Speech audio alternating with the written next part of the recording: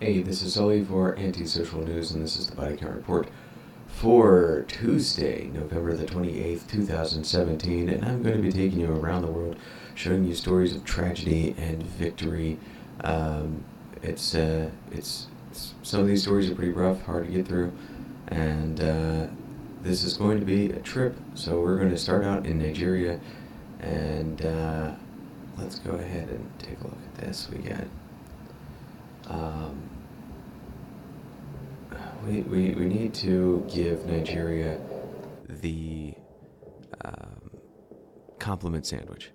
So if you know what a compliment sandwich is, that's where you say something nice and then you criticize. So here's a good thing. Obaseki decries modern slavery in Libya. So learn about the reported sale of persons in modern day Libya, and what people are speaking up and saying in Nigeria about it, which is good. We're gonna get back to good things soon. This is Vanguard Nigeria reporting,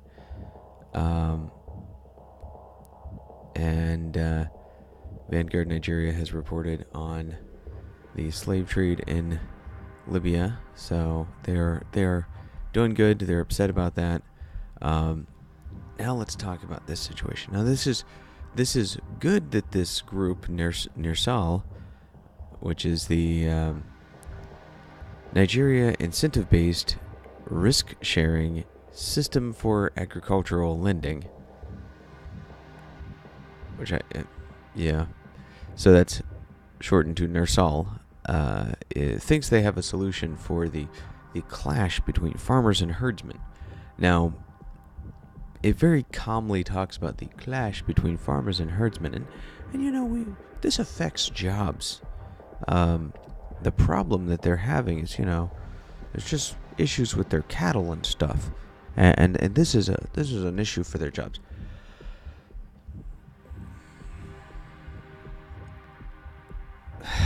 It's pretty unbelievable that you could calmly talk about this situation. And I'll explain why. The herdsmen clashes are not people upset. It is hundreds of people getting killed. Okay? So there's an old phrase, there's an old term, which is you can build 100 bridges. You kill one person, and you're a murderer. Okay? That needs to be a thing in Nigeria. These aren't herdsmen, they're terrorists. If you are a herdsman, and then you're like, oh, I'm upset because my cattle are losing weight, and I need to go to a different pasture. So let's all get together, get our machetes, and hack up everybody in a mosque. You're not a herdsman anymore. You're a terrorist. You should be hunted down and shot by the government, by a real government, by the government of Nigeria. So I hope that the Fulani herdsmen, all of them involved in the recent clashes in Nigeria that have left children with their heads slashed open and bodies mangled from incendiary devices set off, improvised explosive devices in a mosque, and other horrific massacres. I hope all involved are hunted down and shot like rabid animals by the Buhari regime, because that's what civilized countries do to disgusting murderers, which is what the Fulani herdsmen are. You can't talk about this situation as, oh, it's just clashes between the herdsmen and the farmers. No, Nigeria. And then I think, okay, why maybe is there this kind of disconnect? Oh, okay, because the politicians there still believe in conjuring magic power from vulture eggs, and they've almost killed an entire species of vultures by sending people with rifles to go get their eggs. Okay, that's it. That's the That's the shit portion of the compliment sandwich. Now let's get back to the bun, shall we? Troops kill 14 Boko Haram terrorists in ambush. Capture 1. Recover weapon. Good job. Good job. Kill more Boko Haram. Kill more terrorists. Please, Nigeria, give me faith in humanity. Give me faith in mankind. Give me faith in Nigeria. I want to believe. I want to see progress here, okay?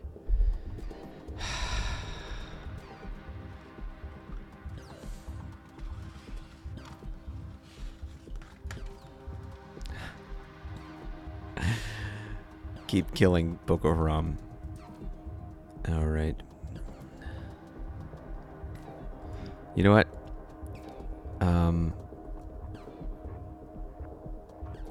We're gonna kill my camera today. We're gonna kill my camera. You're not gonna see my beautiful face here because the green screen's not working. Due to lighting issues. Apologize. Oh gosh. Okay. All right. We're gonna move on to Sierra Leone. We have 2 well-written stories out of Awoko. We have Sierra Leone water problems plague patients at 34 military hospitals, and they give a little background, well-worded entrance to the story here. And I've noticed that Awoko's reporting is very solution-based reporting. So they're talking about what's going on, what needs to be happening. Shout out to the Rotary Club too. That's nice. And then moving on, Sierra Leone news: U.S. President's Malaria initiative launched. Malaria is a horrible disease that can really damage people, if not kill people, early in life and late in life, and people who are susceptible to diseases. So this is another good story. Nice reporting from Awoko. So thank you for that. Now we're going to move on to the Rohingya crisis, which, if you haven't been following the some of the convoluted and incredibly one-sided reporting on the Rohingya crisis, which, as I pointed out, the irony that the one-sided reporting is saying that the Rohingya people are not being reported on, even though they're the only side getting the reporting, and the Rakhine Hindus who were slaughtered don't get any reporting in the West, except here on the body count report. So yeah, this is a situation that's very confusing and convoluted if you actually look at it. But if you just sort of take Western media's assessment of it, you know that Myanmar bad, Rohingyas all. These are all the Rohingyas. They're all just crying little girls. That's all the Rohingyas are. That's all they've ever been. They've only ever been crying little girls. They've never at all been a group called the Arakan Rohingya Salvation Army, which was genocidally massacring Hindus in the area and doing terrorist attacks on the Myanmar government. No. We're just not going to mention that, and we're only going to show pictures of crying girls, because that's how we want to do news. We want to only have the most ridiculous, most heart-grabbing pictures there. So let's just do the crying girls, shall we? Okay. Moving on. What we're seeing out of this story, and looks like the browser crashed here. We had a story from telegraph.co.uk. Let's go ahead and put this up. This is ridiculous. There's a news. World news. Here we go. Sorry about that. A lot of browser crashes recently. I'm looking forward to getting a new computer. If we get more Patreon supporters like Zed, thank you so much for your patronage. Check this story out. This is all eyes on Myanmar, all eyes in Burma or Myanmar, which is the center of where this conflict started. Back in July, there was the terrorist attack on Myanmar federal workers that led to the incursion into the Rohingya territory, where this separatist group that doesn't integrate, doesn't speak the language, lives. And as I said, were very militant to their neighbors, the Rohingya or Rakhine Hindus. So now all eyes are on Myanmar, and there's attention being paid to this subject.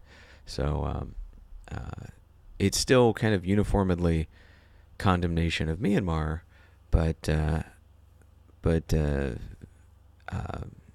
it's